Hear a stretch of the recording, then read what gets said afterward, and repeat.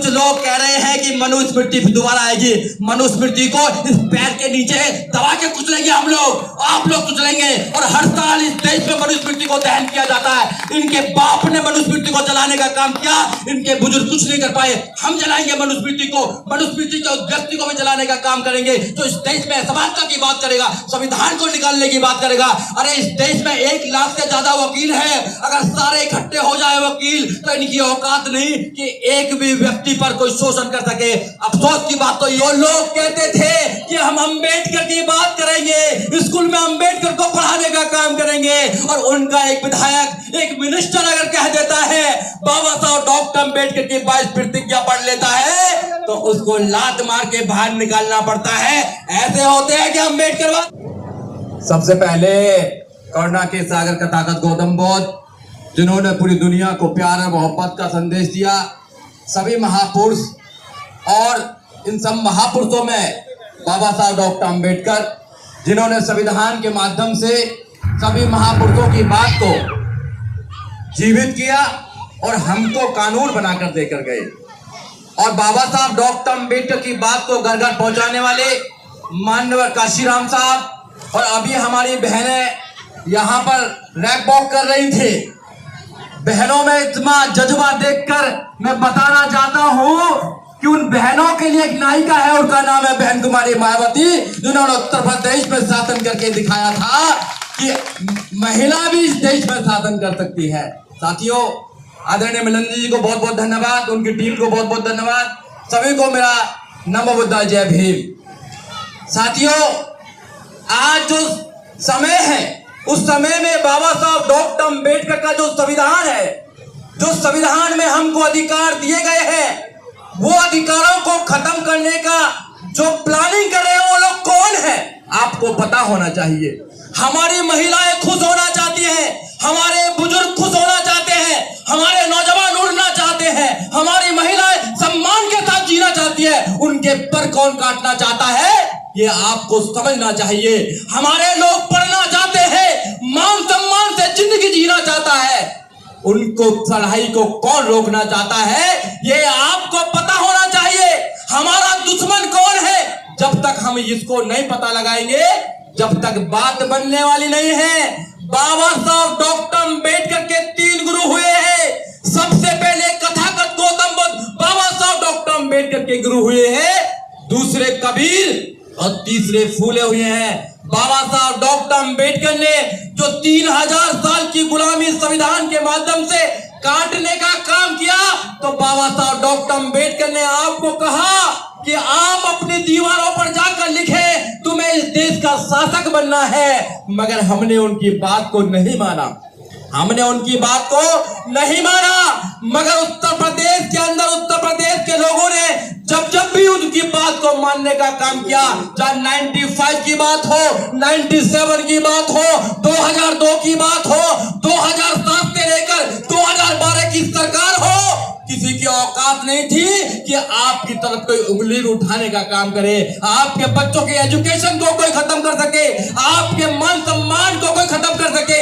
ये ताकत होती है, सत्ता की ताकत होती है। क्योंकि धर्म किससे चलता है? धर्म राजा से चलता है, सत्ता से चलता है धर्म। जिसका राजा होता है धर्म उसका चलता है। सम्राट अशोक जब था तो देश बुद्ध में था, मगर आपने अपना राजा नहीं बनाया, आपने अपनी पार्टी को मजबूत नहीं करा, आपने अपने घर को कमजोर किया है, तो आपका धर्म भी कमजोर होगा। आज देखा नहीं बुद्ध गया के अंदर आप कितनी हजारों की तादाद में चिल्ला रहे हैं कि बीटी एक्ट को निरस्त कर दीजिए, खत्म कर दीजिए, कोई सुनने वाला नहीं है आपकी बात। क्यों? क्योंकि सरकार में आपका साझा नहीं है। सरकार में उनके बात को पकड़ने के लिए, उनके मुंह को पकड़ने के लिए, उनके गले को पकड़ने के लिए कोई नेता आपने वहां भेजा नहीं है। अगर आप अपने अंबेडकरवादी लोगों को, बहुजन समाज की पार्टी को, बहन कुमारी मायावती को ताकतवर बनाते तो उनकी औकात नहीं थी कि वो ऐसा कुछ कह सके। आपने सोचना होगा साथियों, आप सब समझदार हैं और ये वो विधानसभा है जो पहले यहाँ से बहुजन समाज पार्टी के यहाँ से विधायक बने थे। आदरणीय सुरेंद्र चौधरी जी भी यहाँ बैठे हुए हैं, वो इसी परिवार से गए हैं, कोई बात नहीं, गए हैं, उनको भी यहाँ आना पड़ेगा, सबको आना पड़ेगा, कोई मजबूरी होगी, कोई बात नहीं, मगर हम तो ये कहना चाहते हैं कि जब तक अपने परिवार को मजबूत नहीं बनाओगे, दूसरों के महलों में आपको जगह मिलने वाली नहीं है। ये अपना परिवार है, अपने परिवार को आप स्ट्रॉन्ग बनाना पड़ेगा, क्योंकि परिवार ही काम आता है और कोई काम नहीं आता है, और तो आपको निकाल के बाहर फेंक दिया जाता है। ये आपके सामने की बात है। आप सारे लोग दिल्ली में रहते हैं, समझदार लोग हैं, पढ़े लिखे लोग हैं, आप दिल्ली की राजनीति को अच्छी तरह जानते हैं, पूरे देश की राजनीति को अच्छी तरह जानते हैं। जो लोग कहते थे कि हम अंबेडकर की बात करेंगे, स्कूल में अंबेडकर को पढ़ाने का काम करेंगे, और उनका एक विधायक, एक मिनिस्टर अगर कह देता है बाबा साहब डॉक्टर अंबेडकर की 22 प्रतिज्ञा पढ़ लेता है, तो उसको लात मार के बाहर निकालना पड़ता है। ऐसे होते हैं कि अंबेडकरवादी। अरे आज लोग तो सब कह रहे हैं कि अंबेडकर अंबेडकर अंबेडकर अंबेडकर कहना फैशन सा हो गया है। अरे मैं उनको बताना चाहता हूं आपके चैनल के माध्यम से कि देश का नौजवान, खासकर बहुजन नौजवान, आपसे लड़ना चाहता है, आपकी आंखों में आंखें डालकर आपसे सवाल करना चाहता है कि 2500 साल तक आपने, आपके बुजुर्गों ने हमको गुलाम क्यों बनाया। अब हम गुलाम बनने वाले नहीं है, तुम्हारी सहने वाले नहीं है, तुम्हारा मुकाबला करेंगे। बाबा साहब डॉक्टर अंबेडकर ने तुम्हारा मुकाबला करा, बाबा मानव काशीराम साहब ने तुम्हारा मुकाबला करा, बहन जी ने मुकाबला करा, मेरे जैसे लाखों लोग भी तुम्हारा मुकाबला करेंगे। और जब तक मुकाबला करेंगे, तब तक इस देश को आइडिया ऑफ इंडिया, बाबा साहब डॉक्टर अंबेडकर के सपनों का भारत नहीं बना देंगे। ये सपना होना चाहिए हमारा। अपने बच्चों को तैयार कीजिए, अपनी महिलाओं को तैयार कीजिए। ये लड़ाई रुकने वाली लड़ाई नहीं है। वो लोग इस देश को एक कलर का रंग बनाना चाहते हैं। मेरा भाई अभी कह रहे थे कितने कलर आपने देखे, वो लोग एक कलर का रंग बनाना, देश बनाना चाहते हैं, वो एक भाषा का देश बनाना चाहते हैं। उनके बाबा कह रहे हैं इसको एक रंग का देश बनाना है। ये देश की खूबसूरती है, इसमें बहुत सारे कल्चर है, बहुत सारी भाषाएं हैं, बहुत प्रकार के लोग रहते हैं, बहुत प्रकार के धर्म हैं। तभी तो बाबा साहब डॉक्टर अंबेडकर ने संविधान को क्या कहा, संविधान को स्टार्ट करा, be the people of India. हम भारत के लोग इस देश में रहते हैं, भारत के संविधान को मानते हैं। इसलिए आप लोगों ने आज यहाँ आकर ये साबित कर दिया है कि आप लोग जागरूक लोग हैं, आप बुद्ध को मानते हैं। पूरी दुनिया बुद्ध को मान रही है, पूरी दुनिया बुद्ध को मान रही है, और ये लोग बुद्ध को खत्म करना चाहते हैं। प्रधानमंत्री भी बाहर जाते तो क्या कहते हैं, मैं बुद्ध के देश से आया हूं, और भारत के अंदर बुद्ध के खिलाफ युद्ध छेड़ रखा है। ये आपको समझ में आना चाहिए। ये लोग बुद्ध की बात करते हैं, जो अंबेडकर की बात करते हैं, वो अंबेडकर के सपनों का भारत नहीं बनाना चाहते हैं। अगर कोई भारत बनाना चाहता है बाबा साहब डॉक्टर अंबेडकर के सपनों का, तो आप लोग बनाना चाहते हैं, बहुजन समाज पार्टी बनाना चाहती है, आदरणीय बहन कुमारी मायावती बनाना चाहती है, और कोई बनाना नहीं चाहता है। ये मैं खुले मंच से कहना चाहता हूं कि जो लोग इधर उधर भाग रहे हैं, भैया समाज डूबा जा रहा है, समाज के बच्चों के एजुकेशन को खत्म किया जा रहा है, रोजगार को खत्म किया जा रहा है। और एक अभी बहुत नई नई चर्चा चल रही है कि घोड़ी पर नहीं चढ़ने दिया जाता है, घोड़ी से उतारा जाता है। घोड़ी पर चढ़ने का शौक क्या है मेरे को पता नहीं है। अरे मानव काशीराम साहब तो आपको हाथी पर चढ़ाना चाहते थे, अब हाथी पर क्यों नहीं चढ़ना चाहते? हाथी को मजबूत कीजिए, घोड़ी पर चढ़ने की आवश्यकता नहीं है आप लोगों को। आप किस घोड़ी के चक्कर में लग रहे हैं भाई?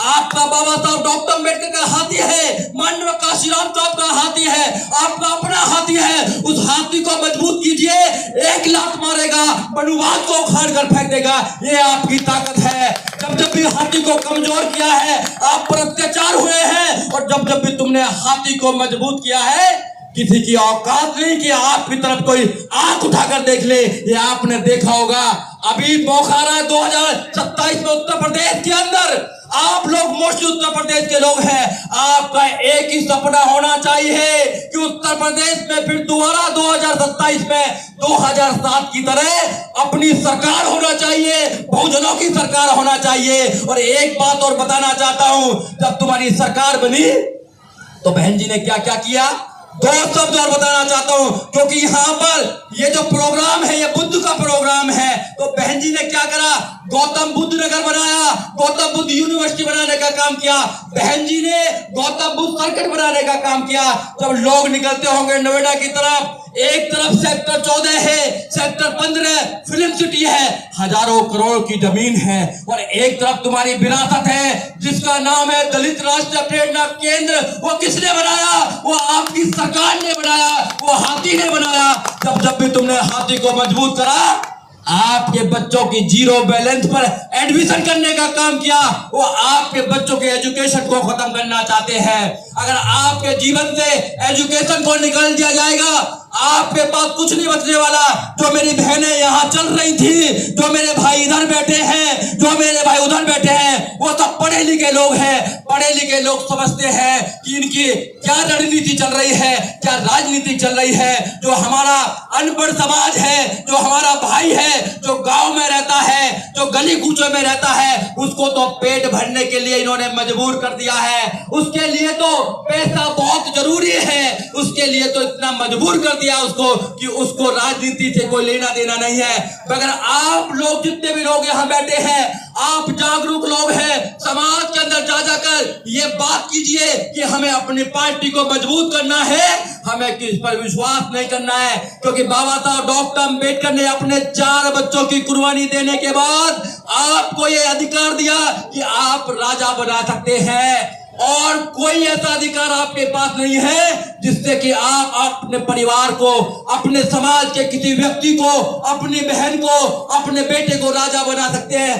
केवल डेमोक्रेसी में वोटिंग का अधिकार आपके पास है जो राजा बनाता है। और वो कैसे मिला? वो बाबा साहब डॉक्टर अंबेडकर की बच्चों की कुर्बानी के बाद मिला। उस कुर्बानी को जाया मत जाने दीजिए। अरे बाबा साहब डॉक्टर अंबेडकर ने अपने बच्चों की कुर्बानी दी, अपनी पत्नी की कुर्बानी दी, माननीय काशीराम साहब ने अपनी कुर्बानी देने के बाद आपको मजबूत घर दिया है। उस घर को बचा लीजिए, घर को मजबूत कर लीजिए। लोग लड़ने के लिए तैयार है, नौजवान लड़ने के लिए तैयार है। आप लोग खड़े हो जाएंगे तो घर बच जाएगा, और जब घर बच जाएगा तो दुश्मन भाग जाएगा।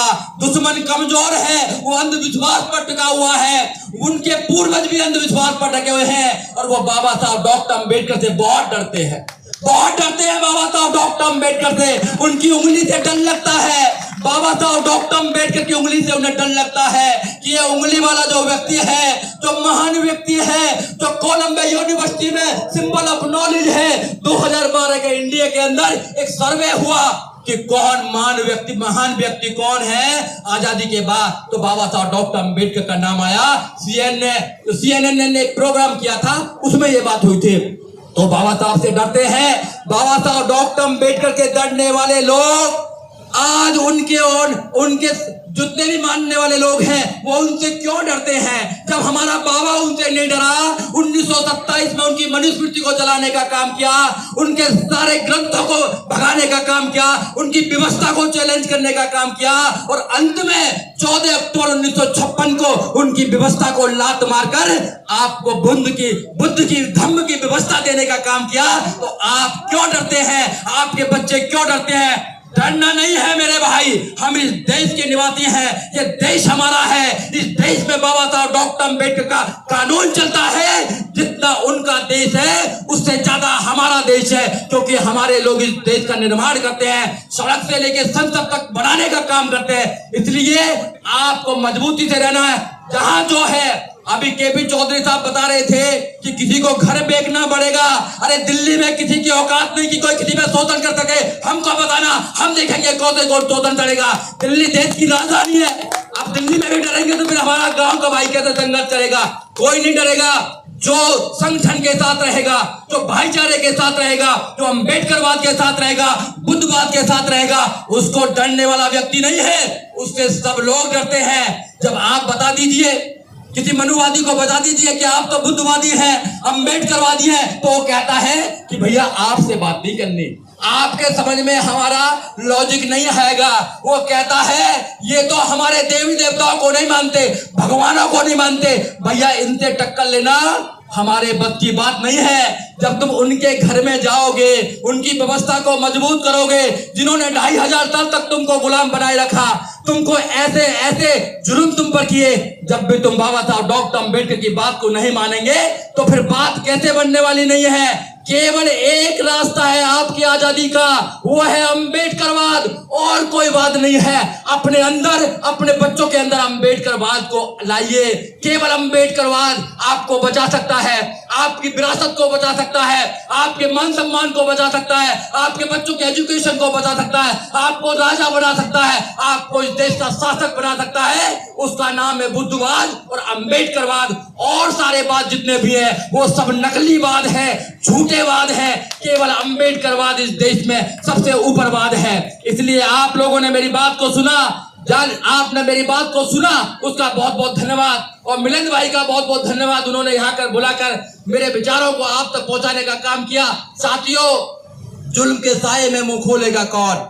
अम्बेडकरवाद किसको बोलते हैं कि जो बुराई के खिलाफ काम करे, तो जुर्म के साये में मुंह बोलेगा कौन? और हम भी चुप रहेंगे तो फिर बोलेगा कौन? हम भी चुप रहेंगे तो फिर बोलेगा कौन? बोलना है, हमेशा बोलना है। कुछ लोग कह रहे हैं कि मनुस्मृति दोबारा आएगी। मनुस्मृति को इस पैर के नीचे दबा के कुचलेंगे हम लोग, आप लोग कुचलेंगे। और हर साल इस देश में मनुस्मृति को दहन किया जाता है। इनके बाप ने मनुस्मृति को जलाने का काम किया, इनके बुजुर्ग कुछ नहीं कर पाए। हम जलाएंगे मनुस्मृति को, मनुस्मृति के व्यक्ति को भी जलाने का काम करेंगे जो इस देश में समानता की बात करेगा, संविधान को निकालने की बात करेगा।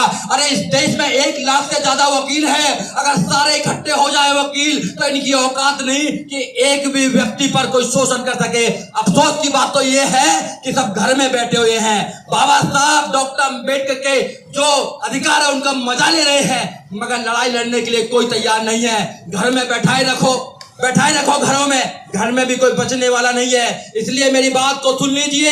आप सोचेंगे कोई पागल आया था कहने के लिए, मेरे से पहले भी बहुत सारे पागल आए हैं कहने के लिए, आपको जगा कर गए हैं, मगर जगह नहीं। बाबा साहब डॉक्टर अम्बेडकर, माननीय काशीराम साहब, आपके पास में एक ऐसा नायक है, ऐसी नायिका है जो किसी के सामने नहीं झुकती, उसका नाम है बहन कुमारी मायावती। उनको मजबूत कीजिए और देखिए कि इस देश में तुम्हारा शासक होगा, तुम्हारी सत्ता होगी, तुम मान सम्मान से जिंदगी जियोगे। जय भीम, जय भारत, जय संविधान, जय मूल्यवादी साथियों।